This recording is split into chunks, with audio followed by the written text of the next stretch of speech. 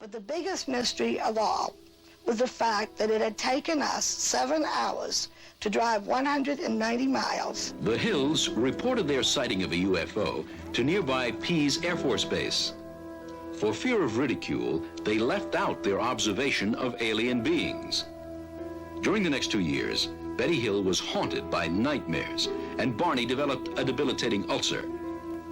Fearing that the ulcer and nightmares were rooted in the 2 hours of lost time, the Hills sought the help of Dr. Benjamin Simon. There were 2 incidents at the airport. One, which I think you all were able to confirm with Keith, that there was a craft of some kind. And then you said when you were doing your research, you had discovered that there was, I guess the craft in your research, was it something that they didn't detail, or was it just something that they didn't disclose to you? The North Concord, Vermont radar sighting, as far as I know, was not disclosed. Okay. I discovered that during my research when I was reading an article. It was actually a research paper for a thesis written by 2 Air Force officers at Maxwell Air Force Base. And the question they asked is, should Project Blue Book be reopened? I found that, and as I was reviewing it, they addressed the Betty and Barney Hill case. And they talked about the 2 radar stations that had returns. And they couldn't understand why it was not investigated in detail. Because dating back to 1952, Major at the time, Edward Ruppelt, who was later a captain, but he was the first director of Project Blue Book. And he said that any radar report where there was a correlated target should be investigated. And this was not followed in the Hill case. Yes, so that was very interesting to me. And in fact, the radar sighting that was reported in the North Concord, Vermont radar station was not even investigated at all. They decided just to let it go and say, oh, it was probably a weather balloon. They didn't pay attention to the fact that it was moving against the wind. So, but as time went on with Project Blue Book, we saw more and more of this. It started out as apparently being a really legitimate evaluation of UFO sighting reports, oftentimes by military pilots, military officers, commercial pilots, trained observers. But as time went on, it became rather bothersome to the directors who were in charge of this, receiving so many reports and then having the media become interested, that the policies changed. And by 1954, there was a new policy in effect that said that all reports that could affect national security would not be made public. And all reports that were unidentified would only be made public if the craft was identified as being something conventional. So there was kind of a pushback against all of it. And the program went on until it was canceled in 1969. It just seems, and I've done a lot of investigation on this, that over and over again, there was an effort just to dismiss everything. Right. Unfortunately. Yeah, I recall some of the, I guess, many disappointing kind of dismissive ways of just the whole handling of Blue Book in general. And I remember, God, Stan Friedman had the great, he had a couple of the quotes that he would say, so I'm not interested in. Yes, don't bother me with the facts. My mind is made up. My mind is made up. What the public doesn't know, don't tell them. That's They know right. the difference anyway. Indeed, yeah. He had And you, more. yeah, quite Really a very few. good. Very You know, much when you so. can't attack the data, attack the person. Yep, It's that's easier right. anyway.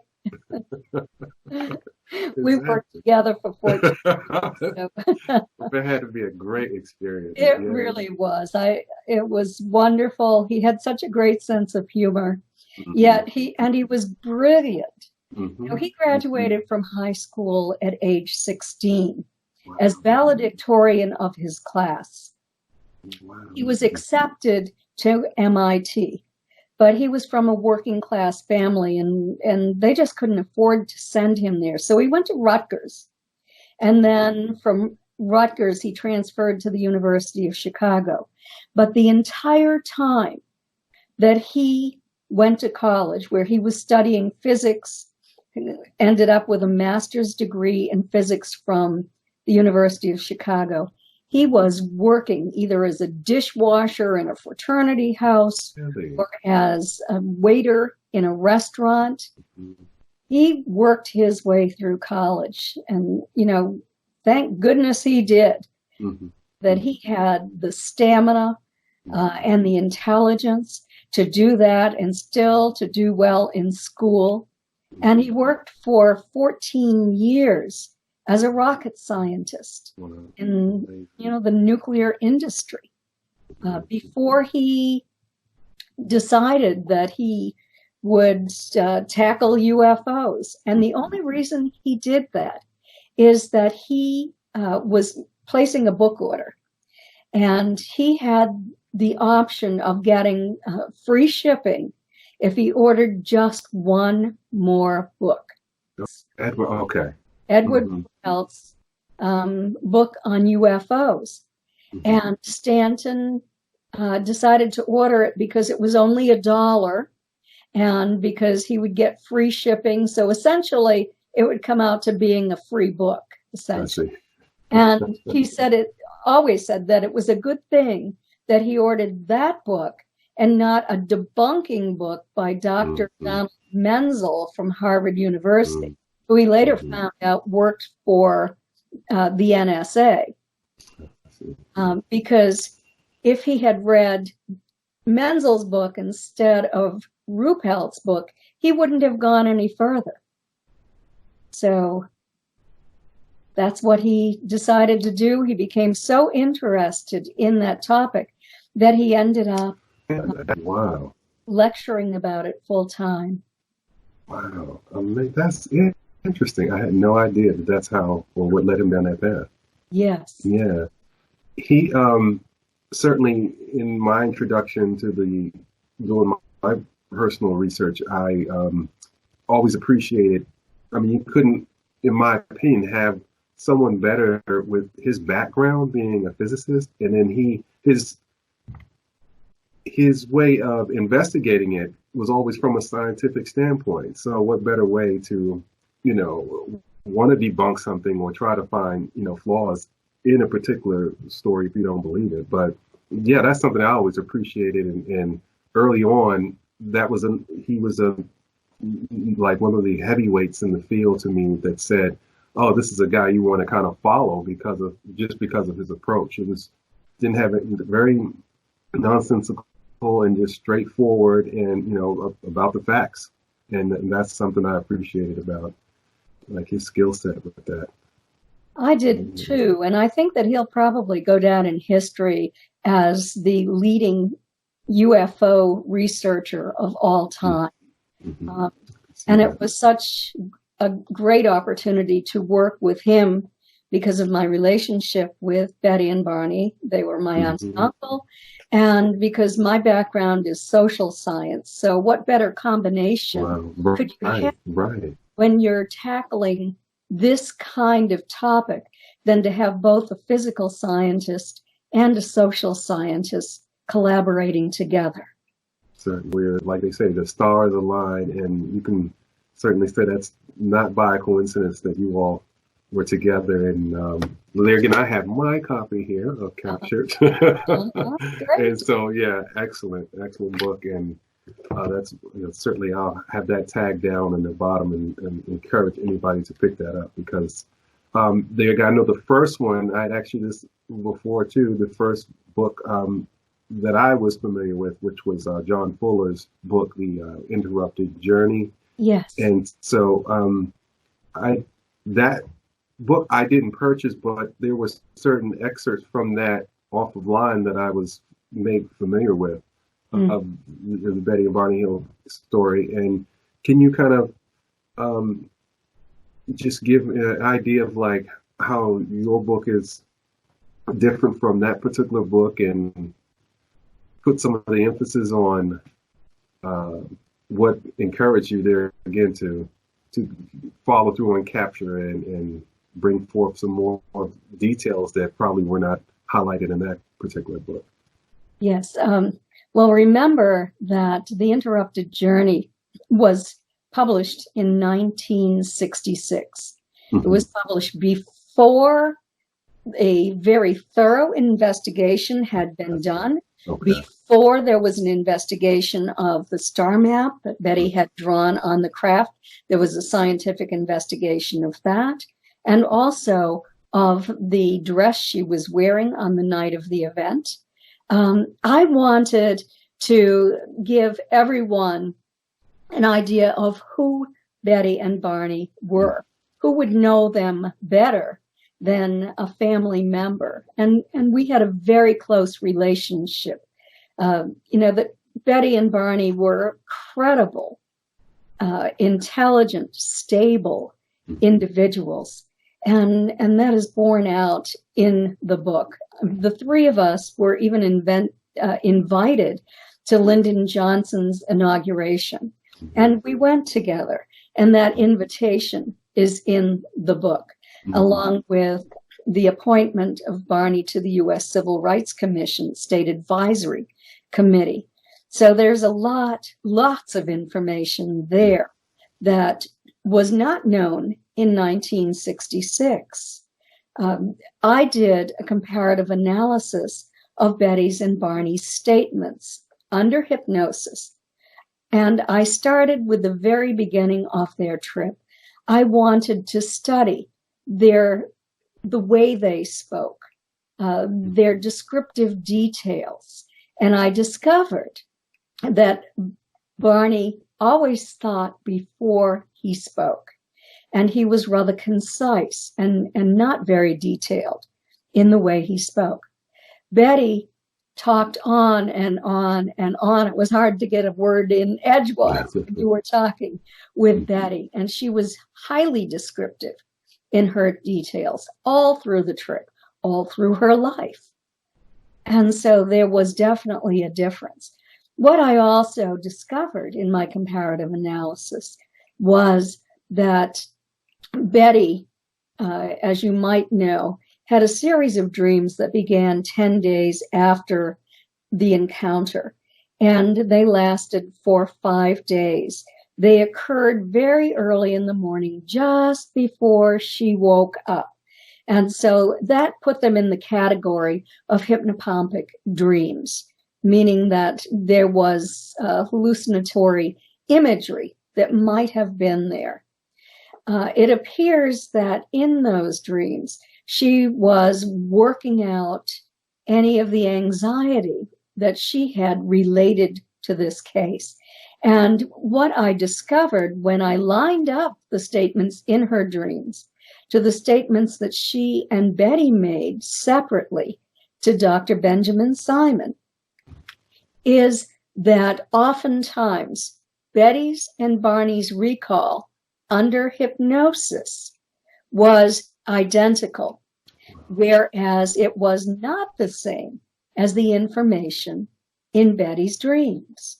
And it's all laid out in the book, and it's very detailed, where, I've examined their statements and the factual evidence, comparing their statements and Betty's dreams, and so on and so forth. There's a tremendous amount of information in this book that was not in the original book. And Barney, unfortunately, died in 1969. The first book was released in 1966, and he was dead a little more than 2 years later. Wow. It was just so sad for the family, and particularly for Betty, that I ended up moving in with Betty after. I was a student at the University of New Hampshire, but during that time frame, there were tricks being played on her, possibly by the intelligence community, possibly by certain disinformants. I cannot prove anything. I only know what I observed. I know that Betty was a down-to-earth, stable social worker. That Betty was a highly intelligent woman. It was not her imagination, because I saw this for myself when I lived with her. On one day, I was downstairs in my apartment. I had an apartment downstairs from her. She owned the apartment house. And I heard what I thought was Betty arriving home in the middle of the day, which she did occasionally. So I put my book down and I went up the stairs to look for her.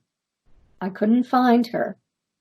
So I went back downstairs, shaking my head. Isn't that strange? I could have sworn someone was walking around up there. And then suddenly I heard a loud crashing sound. And I heard what sounded like running and slamming. I went running up the stairs again. And the front door to her apartment was open. A closet door was open. A baseball bat was laying on the floor, and I saw the front door to the apartment house open. The gate outside was also open, and there was a man dressed in a suit running down the street. That was not a common burglar. Wow. Someone had entered her home for some reason. Right. They were playing dirty tricks on her to try to push her over the edge, or to try to get her to report these crazy things, like she arrived home and all of the coats were piled in a mound on the floor, and Barney's scarf was lying over the top. Another day, all of the chairs from her dining room table were arranged in a circle in her living room. Wow. Who would do that? Right. Another time, it was tax time, and she had all of her tax documents in a paper bag ready to take to her accountant. She went to get them, and they weren't there. They were missing from her house. But a couple of months later, she arrived home, and they were scattered all over the floor in her apartment. Really? Yes. Oh. And then she ended up being audited by the IRS. Okay.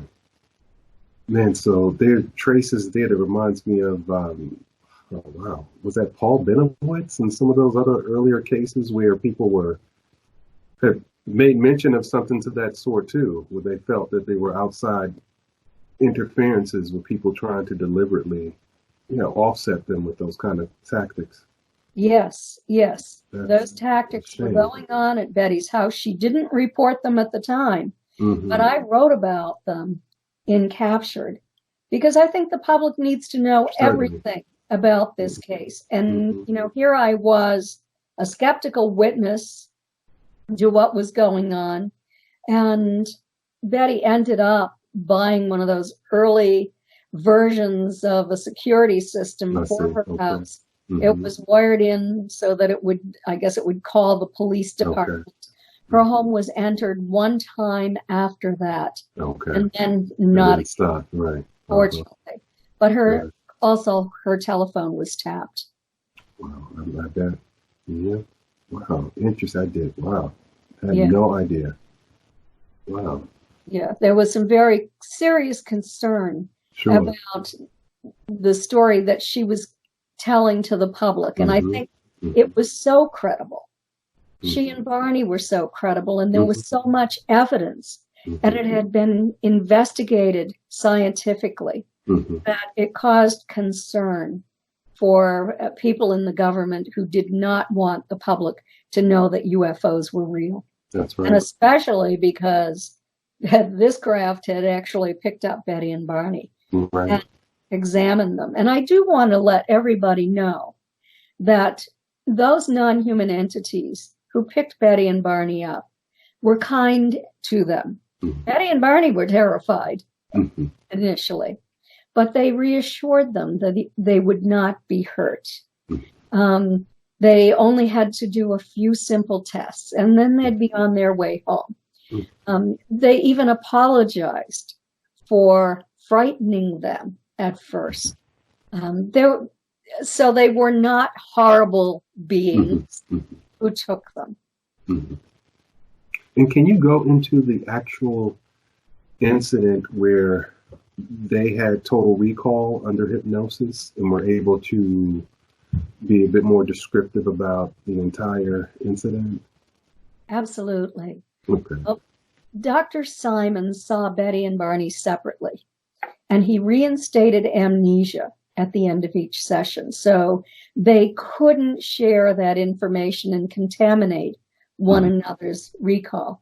Also, there were times when both Betty and Barney were so frightened that if that memory emerged all at once without any intervention by Dr. Simon, it could have created further anxiety. So what happened is that suddenly Betty and Barney found themselves on a new road. This is after that series of buzzing sounds striking the trunk of the car. And there were tall trees all around.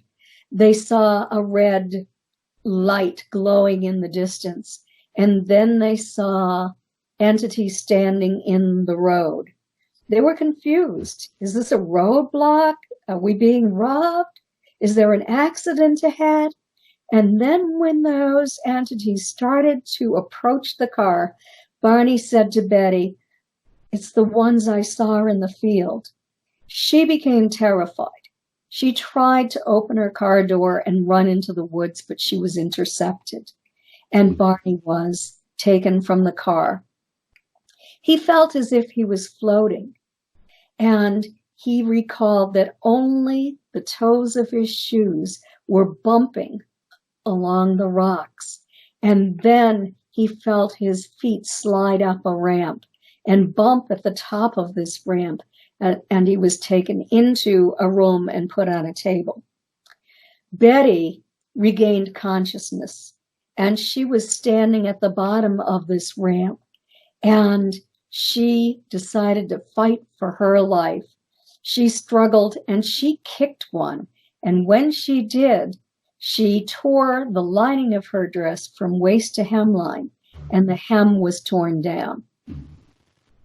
Barney's shoes, as you will remember, had to be replaced. They were so deeply scuffed. So then she was put under control again, and she was taken up the ramp and into an examining room separate from Barney's. She was at first placed on what was sort of like a dentist chair. And they examined both Betty and Barney very much in the same way. So I'll tell you what happened to both of them here. Their skin was examined. Their fingernails were clipped. Hair samples were taken.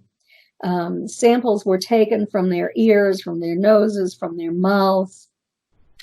Their joints were examined. Their hands and their fingers, their feet and their toes were very closely examined.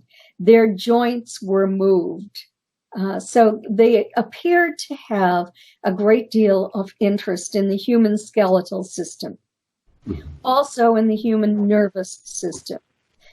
Barney felt what he described as feeling like a finger counting the vertebrae in his back.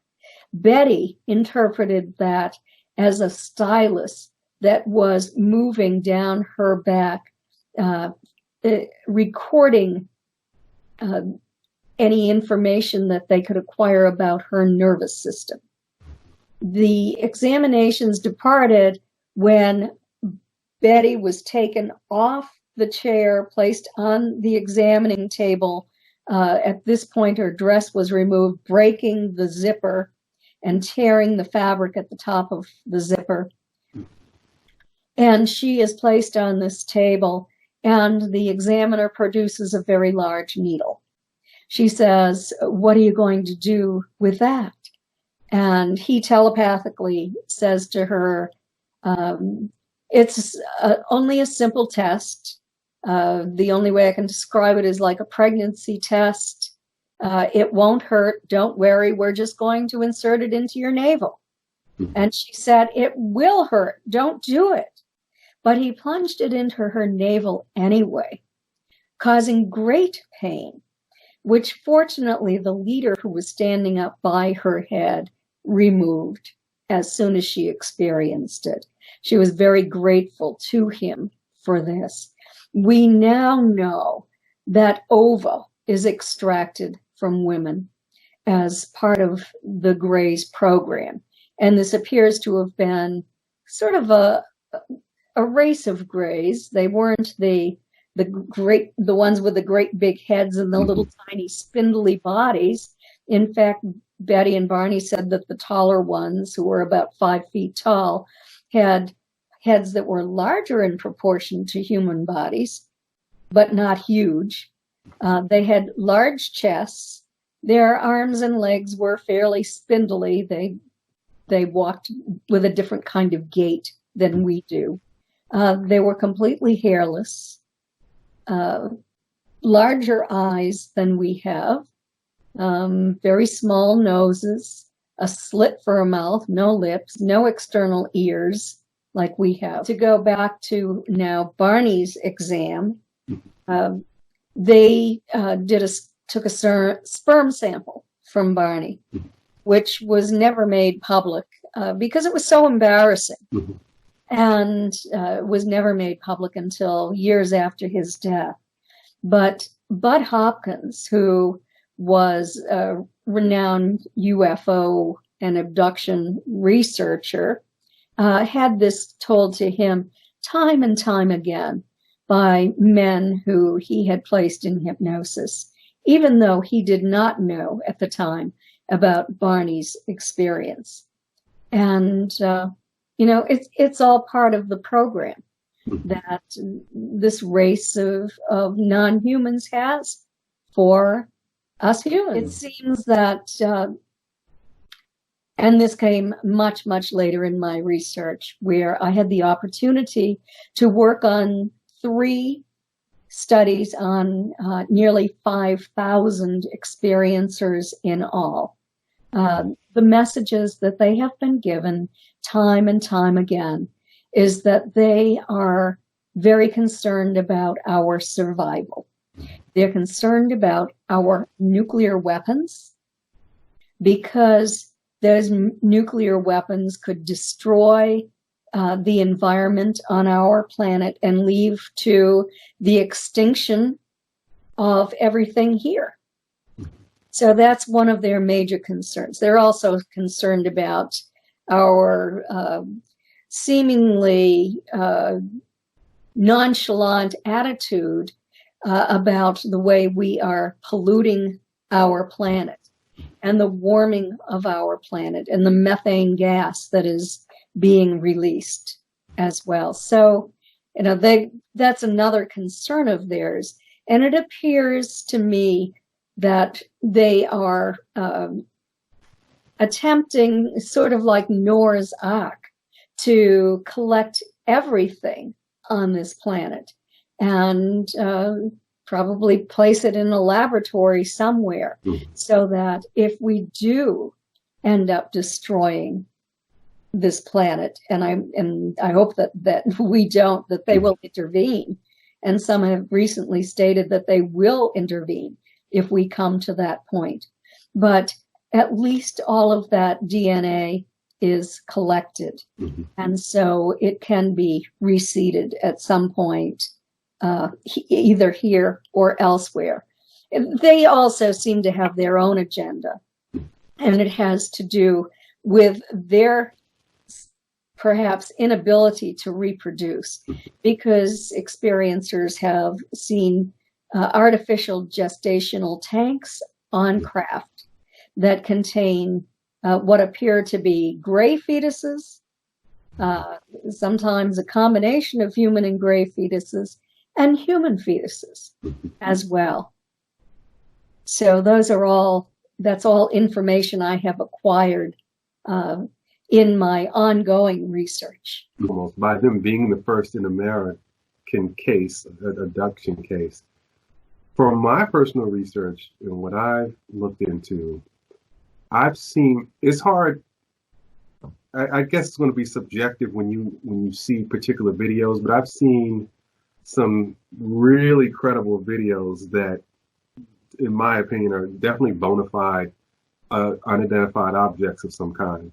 And because certain craft, when you see something you can't really reference or put, association to, like what Barney seemed to be having difficulty with, like, I know he was in the military, so he was somewhat familiar with different type of aircraft. So it was a little bit, I'm sure, like discerning for him to say, what is this that I'm looking at? Because it's like, this is a plane, regular airplane or a regular craft, I'm just going to keep driving. This is not going to be something that's going to, be not of interest. I mean, that would be a huge coincidence if they can make up something as such.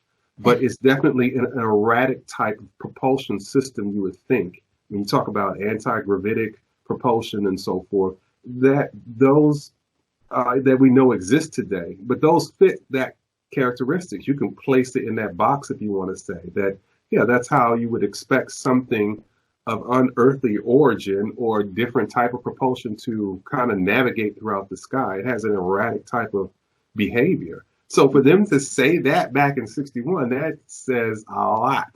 Right. And that was before we had the Tic Tac and the brutal video from the Navy. That's exactly right. Yeah.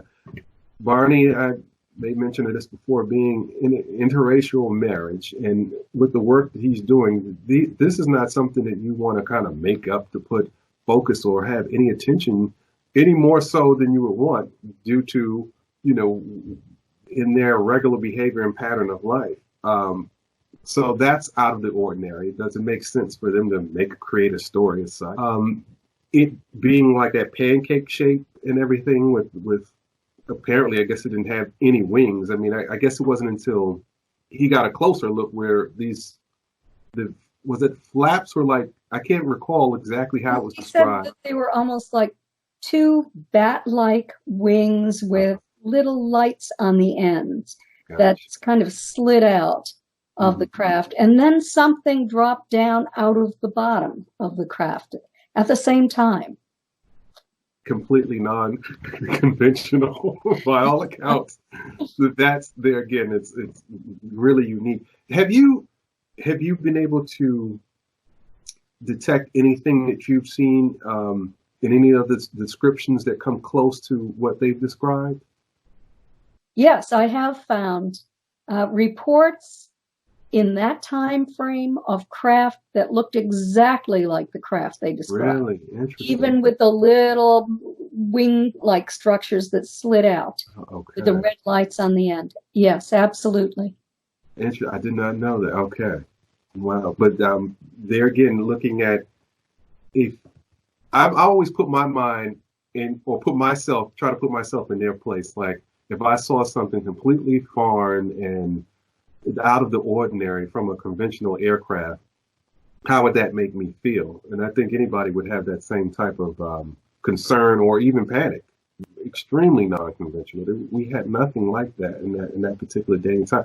Not even globally. I don't think you could blame that on, oh, maybe, because I even remember back in the Foo Fighters' day, they were thinking that, I think the U.S., everybody was blaming it on somebody else. Like, oh, maybe that's a U.S. craft. And they were like, no, that's, we don't have that. And then the Germans or Chinese were saying, no, nobody would admit that this particular foreign craft was something that they would certainly profess to having. So that's another claim that I find this interesting. Mm-hmm.